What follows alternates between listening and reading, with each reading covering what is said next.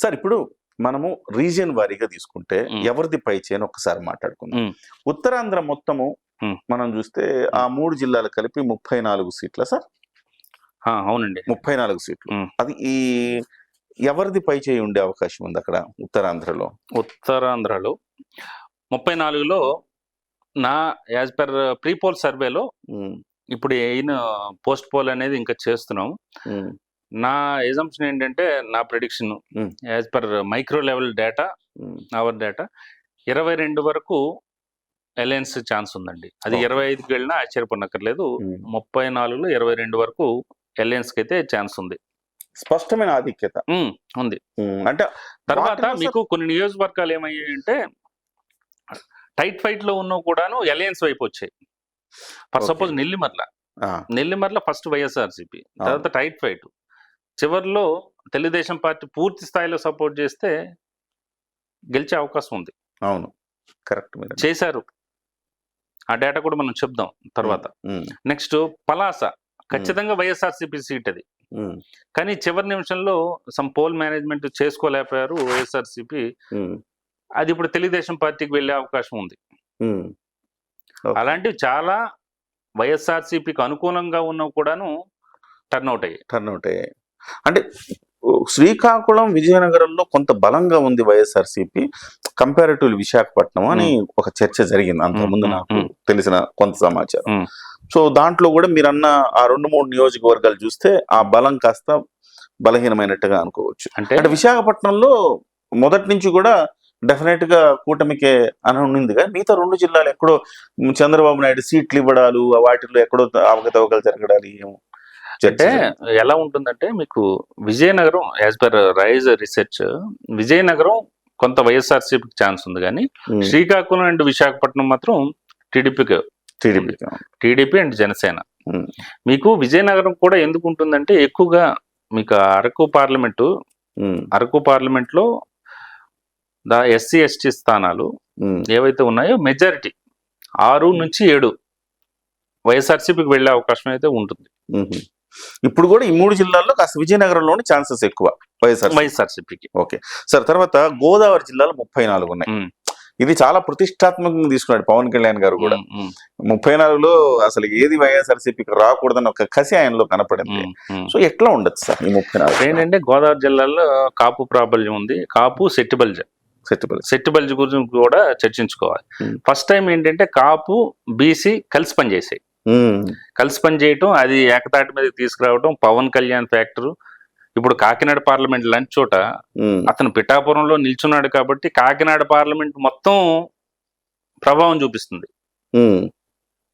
Okay, Kakinada parliament మొత్తం అక్కడ కాపు belt ఏదైతే ఉందో అదంతా కూడా ఆబ్వియస్ గా మీకు కమ్మ బెల్ట్ అనేది టీడీపీకి, కాపు బెల్ట్ అనేది జనసేనకి, వాళ్ళకి వేరే ఇది లేదు. మెజారిటీ పర్సంటేజ్ అంటే నాట్ 100%, ఏది కూడా 100% ఉండదు, 99.99 కూడా ఉండదు. మెజారిటీ పర్సంటేజ్ కాపు జనసేనతోనే ర్యాలీ అవుతుంది. అవును. ఈస్ట్, తూర్పు గోదావరి, పశ్చిమ గోదావరి, ఎస్పెషల్లీ అమలాపురం లాంటి చోట క్లీన్ స్వీప్ చేసినా ఆశ్చర్యపోనక్కర్లేదు. నెక్స్ట్ నర్సాపురం కూడా బాగుంది. నర్సాపురం దాదాపు 5 సెగ్మెంట్ల వరకు గెలిచే అవకాశం అయితే ఉంటుంది అలయన్స్. 34లో 27 వరకు అలయన్స్ కి ఛాన్స్ ఉంది. 7 మాత్రమే వైఎస్ఆర్సీపీకి ఛాన్స్ ఉంది. -2-3 టైట్ ఉన్నాయా సార్, లేకపోతే 7 వైఎస్ఆర్సీపీకి స్పష్టంగా గెలిపే అవకాశం? స్పష్టంగా పూర్తి స్థాయిలో లేవు. ఇప్పుడు కొంచెం టైట్ ఉంటాయి. పోలవరం ఉంది, పోలవరం వైఎస్ఆర్సీపీకి అవకాశం ఉంది. నెక్స్ట్ గన్నవరం కూడాను ఎడ్జ్ లో, అప్పుడు జనసేనకే ఎడ్జ్ ఉంది పి గన్నవరం కూడా. Okay sir. ఇప్పుడు సరే, అది మళ్ళీ మనం ఇంకొక టాపిక్ జనసేన సీట్ల గురించి మాట్లాడుకున్నాం.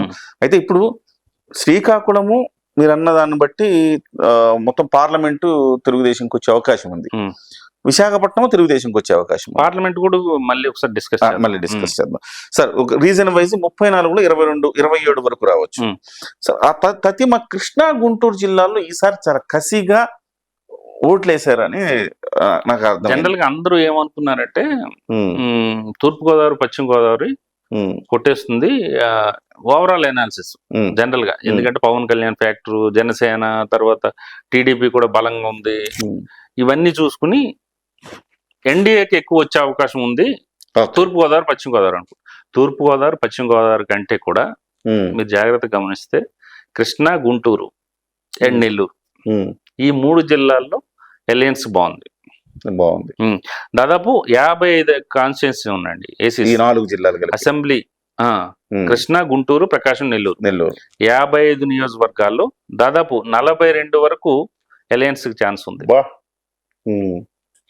వేరే మీరు జాగ్రత్తగా గమనించండి, Vizianagaram last time clean sweep YSRCP. అవును. నెల్లూరు కూడా, నెల్లూరు ఈ రోజు రివర్స్ ఉంది. సార్, నెల్లూరులో చరిత్రలో ఎప్పుడు ఒక 5-6 సీట్లు కొడితే, ఏ పార్టీ కొడితే ఆ పార్టీదే. Even Telugu Desam party 5-6 clean sweep ఎప్పుడు చేయాల. వైఎస్ఆర్సీపీ, కాంగ్రెస్ లో క్లీన్ స్వీప్ చేసినాయి నెల్లూరుని. కానీ ఒక 6 సీట్లు గెలుచుకోగలిగితే ఆ రోజు తెలుగుదేశం పార్టీ అధికారం వచ్చేది. బీయింగ్ ఏ సెఫాలజిస్ట్, మేము సాంప్రదాయాలు, జ్యోతిష్యాలు వీటి జోలికైతే వెళ్ళాం. ఇప్పుడు పోనీ సార్, అక్కడ ఎవరికి వస్తే ఇక్కడికి అంతే వస్తుంది, ఇక్కడ ఎవరికి వస్తే అలాగే వస్తుంది, అతను ఇంత ఓడిపోతాడు, ఇతను అంత ఓడిపోతాడు, ఆ గ్రహాలు బాగాలేవు, ఇవన్నీ వాటి జోలికైతే మేము వెళ్ళాం. మా దగ్గర ఉన్న డేటా ప్రకారం మేము మాట్లాడతాం. ఓకే, ఇప్పుడు నెల్లూరులో ఎన్ని ఛాన్సెస్ ఉన్నాయి సార్? నెల్లూరు 5-2 అండి పార్లమెంట్, నెల్లూరు పార్లమెంట్ లో. ఓకే, లేదు ఓవరాల్ గా చూసుకుంటే అంటే పాత జిల్లా 10 తీసుకుంటే 6-4 కానీ 7-3 కానీ 7 వరకు అలయన్స్ కి ఛాన్సెస్ ఉన్నాయి. ప్రకాశం కొంచెం వాళ్ళకి ఉందా? ప్రకాశం కొంత ఉంది, 50-50 ఒక 60-40 ఆ రేంజ్ లో. వాళ్ళే పై చేయ ఉండొచ్చు ప్రకాశంలో. డివేట్ అవుతుంది. కానీ 42 వరకు అవుట్ ఆఫ్ 55, 42 వరకు అలయన్స్ ఛాన్స్ ఉంది. మీరు ప్రతిది కూడాను ఒక 3+3 ఆర్ -3 వేసుకోవాలి. +3+R- ఉంటుంది. 13 వరకు వీళ్ళకి ఛాన్స్ ఉంది వైఎస్ఆర్సీపీకి. ఈ 3 రీజియన్ తీస్తే 4వ రీజియన్ రాయలసీమ.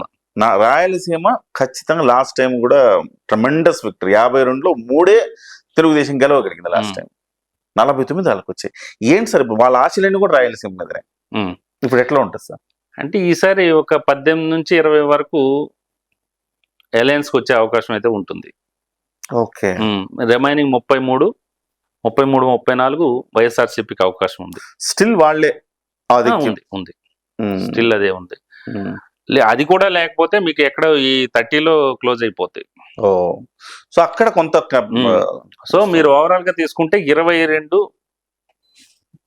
ఎక్కడ ఉత్తరాంధ్ర, నెక్స్ట్ 27 గోదావరి జిల్లాలు, 42 ఈ 4 జిల్లాలు, 19 ఇక్కడ మన రాయలసీమ, మొత్తం 110 + or - వేసుకోండి. 110 వేవ్ అనేది మేము స్టిల్ అనలైజ్ చేస్తూనే ఉన్నాం. ప్రతి కాన్స్టిట్యున్సీ వైజ్ గా అనలైజ్ చేస్తున్నాం.